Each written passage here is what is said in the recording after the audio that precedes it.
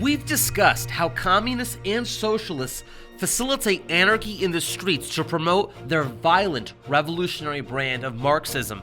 Today, our special guest will examine Antonio Gramsci, the man behind the gradual cultural Marxist penetration of society. You're watching Anarchy in America with Christian Gomez.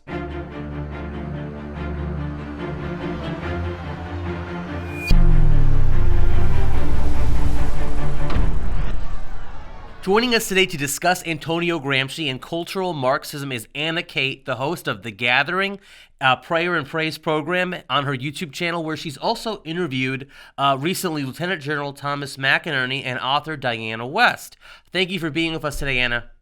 Thank you so much for having me. I love your channel, so I'm excited to be here and chat Gramsci.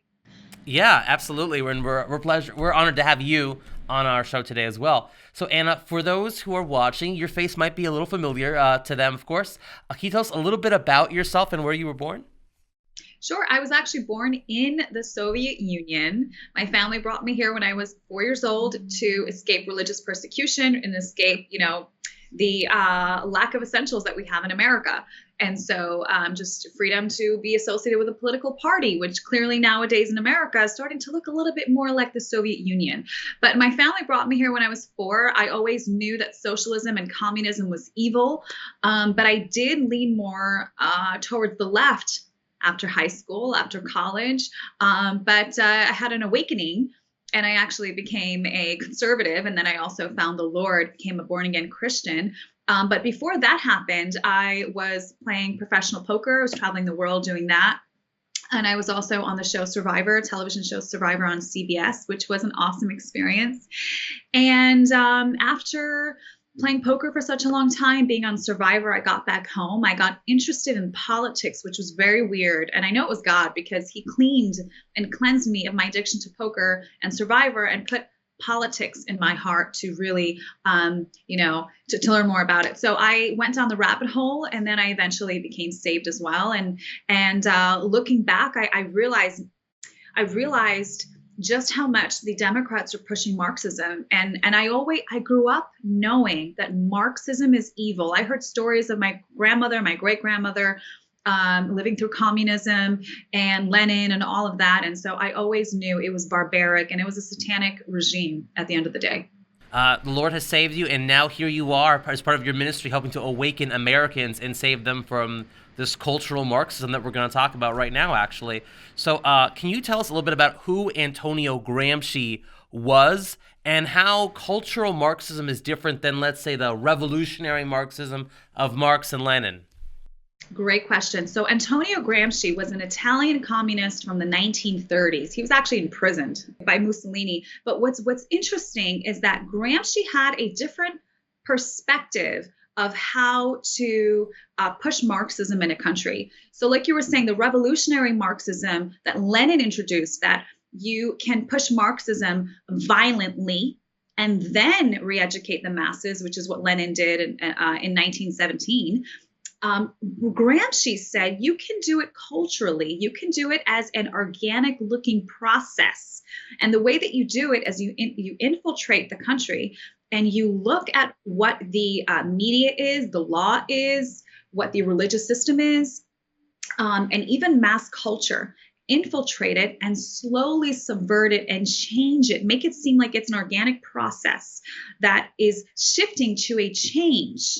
And he said you have to look at every country separately. So, for example, if you look at Italy, it's really based on the Roman Catholic Church. So you infiltrate the Roman Catholic Church, and you look at the Pope right now. I mean, he's spewing absolute communist ideology, and it's so obvious and clear to those that are awake and paying attention. So these are totally Gramsci tactics. And so he has a book that he wrote. It's called The Prison Notebooks. He wrote an extensive amount of work in his jail cell talking about Mussolini, what he could do differently, and all these other communists could do differently.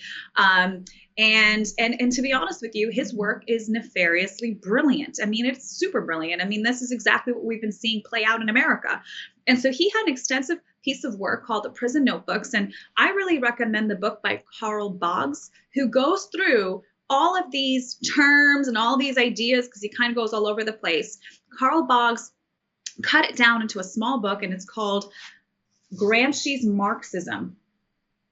It's a hard book to find online because they're pretty rare. I mean, the communists have them all, and they don't really want us to read it, but it's important to read. This is it's a critical book, because let me tell you, Gramsci is extremely popular in the communist circles. They know who he is. They know who Lenin is. They know who Stalin is. They know who Gramsci is.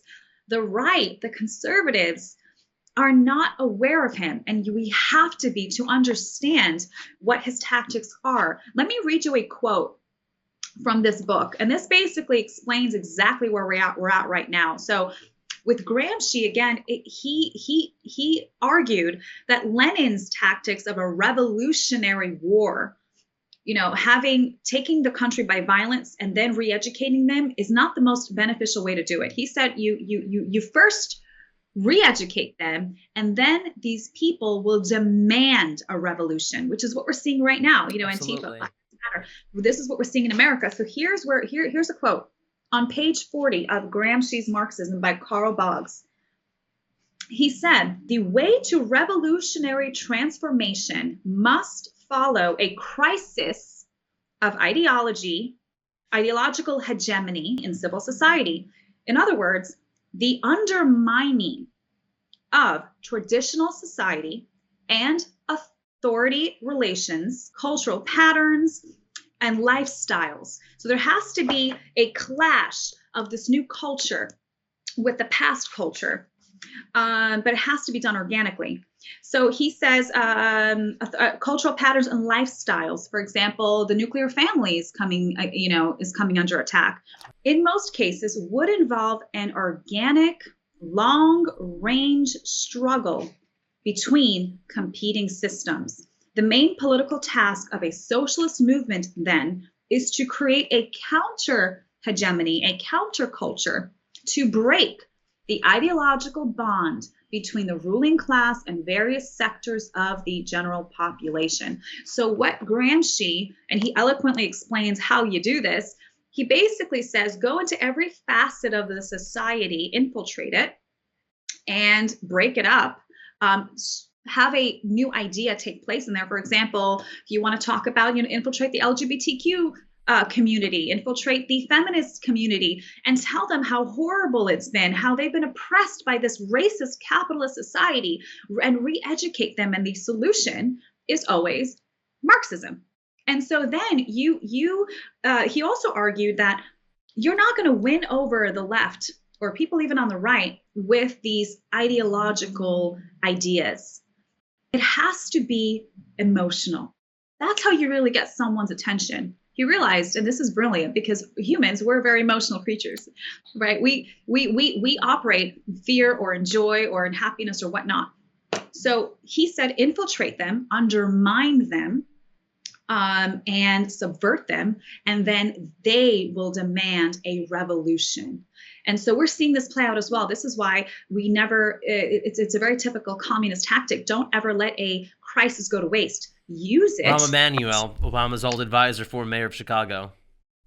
Yeah, use a crisis to emotionally trigger people and ask them, and actually I should say, make them demand a revolution. Make them demand a solution. So they're always a problem and they're always a solution. It's exactly what we're seeing today, whether it's AOC or whether it's Greta Thunberg in Europe coming to the United States and Canada. You see all the young people flocking for the Green New Deal, demanding that their Congress persons implement essentially a Marxist agenda, whether they know it or not. What are some things that you see happening now in America that to you are like, this is just like how it was in the Soviet Union? In the Soviet Union, we weren't allowed to really talk about a political association. You don't really have freedom of speech. The state-run newspapers can only say so much negativity about Putin and who's ever in government. Otherwise, you will just go missing. And that's just how we grew up in terms of that's how my family grew up. And so when we came to America, when I started getting political, my mom was like, what? She said, no, Anna, you can't talk about politics. They're going to kill you. And I said, Mom, I'm in America. This isn't Soviet Union. I can talk about politics as much as I want. People can disagree with me. It's a free country. And that was in 2015. And now fast forward that time where you say something that's against the status quo right now, which is really the status quo. I mean, the status quo is Christianity and Constitution, but the media is pushing it's a different status quo now. I mean, they're totally lying to the people, and most people see it. And some people are unfortunately too stupid enough to see that this is propaganda. So when I'm watching the media now, when you talk against the media now or anyone against what the media is saying, you get censored, you get taken off. People are getting their lives threatened. My friend, Pastor Brian Gibson, is getting his life threatened. He had to move his entire family to an undisclosed location because of the attacks he's getting from the left. They're putting the blame on this pastor who preaches Jesus and the gospel and loving people and loving your enemy, and they're trying to blame the capital on him. I mean, it's such a demonic situation, because let me tell you, being a Christian now, it's so clear to me that this is not just from in the natural world. This all extends from the spiritual world. So we're really seeing a battle of good versus evil, where good, there's freedom. It says in the Bible, where the Spirit of the Lord is, there's liberty. There is freedom. You're literally free with the Lord, not free to sin. You don't even want to sin. It's just freedom in God, where the enemy, it's all about you're in his little prison. You do what he wants you to do. You say what he wants you to say. And if you come against him, he uses fear, intimidation. It's the same thing that we see the communists exploit. And so, growing up hearing stories of my family, can't talk about politics, can't talk about this, can't go against Lenin. You're going to go missing. Your neighbors will tell the Red Guard in the street, you'll go missing the next day. And we're seeing this with COVID in America. We're seeing it in Canada as well. You're seeing it all over Europe as well. You're seeing neighbors ratting on their neighbors because they threw a party for 10 people in their home. I mean, it's absolutely asinine, and this is so communistic at its core. And it's very petrifying to see this, because I try to use my voice in 2015 when I woke up. When I realized the Democrats are infiltrated with communists and Soviet agents and Marxists, I thought I have to use my platform from Survivor. I want to educate the youth, because the youth, I realized I have so many kids that follow me, 12, 13, 14-year-olds, boys and girls from Survivor, a lot of fans, And so I thought, let me use my platform to educate them on politics. Let me educate them on, and show them that God is real. And YouTube took down my channel. For the Anna Khait show, they wiped it. I never had a flag, never had a strike, but they took me down. I started another one, which is mostly faith-based now, but I still talk about politics. I still interview, General McInerney and all these different people. Diana West, who's amazing, explains communism very well as well. So it's very similar to the Soviet Union, where you can't actively say who you're politically affiliated with, Donald Trump in my case, without fear of backlash, without fear of intimidation, without having lefties call your job, your company that you're working for, in my situation, calling my job, trying to get me fired, saying I am homophobe and I'm anti-Black people and all this crazy stuff. I'm a racist. Thankfully, I have bosses that I'm working with until I have another short little bit I'm going to work with them, but they have a brain, so they can realize, listen, Anna's not that. I mean, this is a bunch of baloney. So, but that's how leftists work. That's how Marxists work. That's how the Nazis worked as well. They squashed any voice that was speaking up against the pushed narrative in the media. So what do you think Americans should do and can be doing to push back against this cancel culture that even you yourself are a victim of with the Anna Khait show having been taken down? Expose it. You expose it. And here's the thing, is that Yuri Bezmenov was eloquently, he's a defector from the Soviet Union, came to America and told us, hey guys, you are experiencing subversion tactics from these communists. The first one is demoralization, then it's destabilization, then it's crisis. And then there's always a solution, which is Marxism. And everything that he warned us about, we're living through right now. And so what I would say is educate the masses, educate them, educate the people, the youth. We have to expose it. And here's the thing. Most people don't talk about communist roots. They don't talk about Marxist roots. They talk about, look into this, and education. Education is important, but it's extremely important.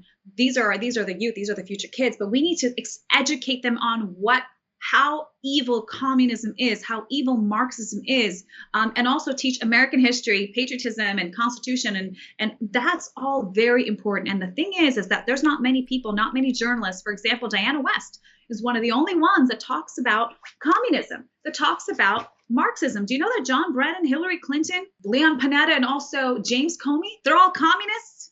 Read their literature, read their work, read their college essays, read what Hillary Clinton was studying. Nellie Orr, she was studying and she was studying communism in Russia, in the Soviet Union, and she made excuses for Stalin. I mean, this is an ideological war at the end of the day, which is capitalism, free market versus communism. And this is the heart of what's happening. It's not just, oh, they hate Trump. No, this is an ideological war, and we need to wake up and get educated. Well, as they say in my churches, preach it, sister. Amen. Absolutely. Thank you so much for being with us on the show and helping to educate the American people on exactly just that. Thank you for having me. God bless everybody.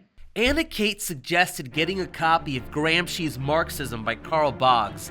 In addition to finding a copy of that rare communist book, we at the John Birch Society also recommend educating yourself and others about the Constitution and systems of government by watching our film, Overview of America, and The Constitution is the Solution series, available on jbs.org, as well as the DVD set that can be purchased online on shopjbs.org.